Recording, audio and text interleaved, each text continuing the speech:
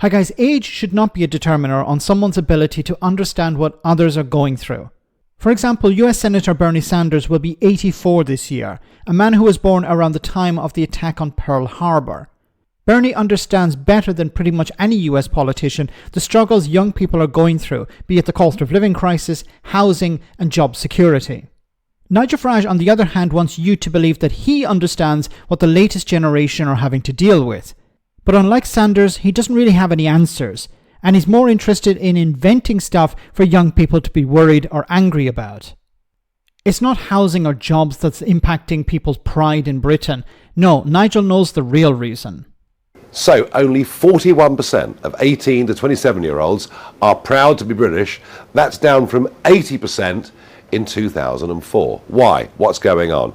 Look, I get it. If you're young in this country, you've been given a rotten deal. Lockdowns, it's really tough to buy a house. The cost of living is impossible. I know it's broken Britain, but I think there's something deeper here. I think the education system at school, and particularly at university, is willfully poisoning the minds of all of our young people about who we are as a country, our history, what we stand for. I think the whole thing is an absolute disgrace. And I promise you, if and when Reform win the next election, we're going to teach young people that this actually has been a very great country, and it will be great again. I love the finger pointing. No better way of encouraging people to love their country than pointing the finger and saying, this used to be a wonderful place. You may have a rotten deal, but remember, this was a wonderful place and we'll make it wonderful again. Can you imagine, if he ever holds any surgeries, a young person turns up and says, Nigel, I can't get on the property ladder. I can't access housing. I'm struggling. Can you help me out? And his response will be what? You need to love this country more. Do you remember we used to be an empire? What about somebody who's struggling to get a GP appointment or to get on the NHS, to get NHS treatment? They go to Nigel Farage and they ask him, can you help me out, Nigel? And he says, this used to be a wonderful country. This is insane. The real issues that are facing young people, the cost of living crisis, accessing housing, affordable and social housing, council house even, job security, being able to get a job that pays a decent wage. Can you imagine asking Nigel to campaign for stronger protections for workers? No, he's about stripping away those protections. He'd do away with trade unions if he was in charge, if he was able to.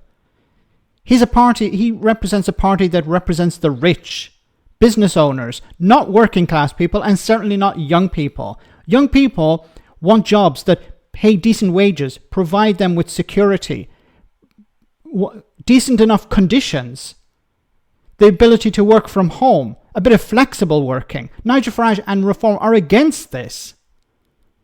What is he offering young people?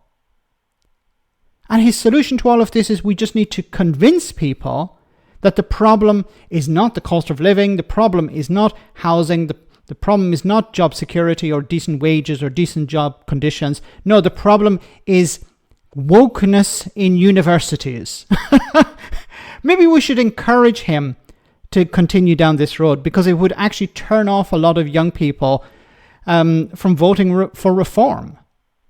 This is insane.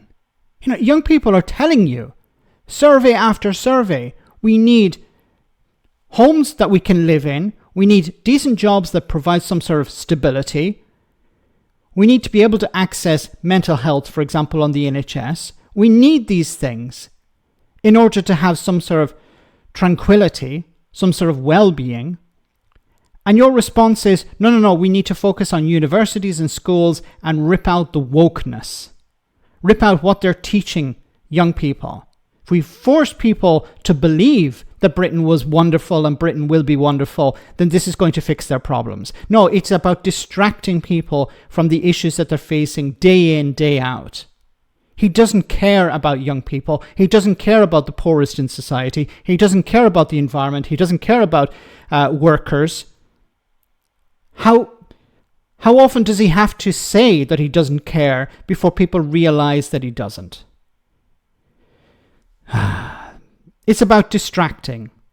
Don't look here, look over there. Let me know in the comment section, guys, what you think. As always, your comments are greatly appreciated. Thanks a lot.